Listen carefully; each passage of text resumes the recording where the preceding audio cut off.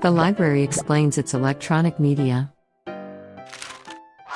This is Anne. She is a student at the South Westphalia University of Applied Sciences and would like to read an e-book on the morning train to prepare herself for the lecture.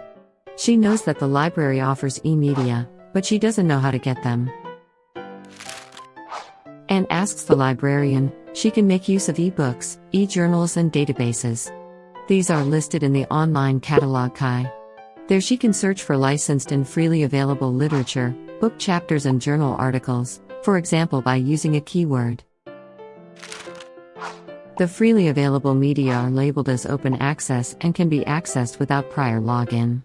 The licensed e-media are activated in the university network. If Anne authorizes herself with her university ID, she can access it from any place. Statistics, standards and laws are not listed in Kai, but Anne can find these in databases.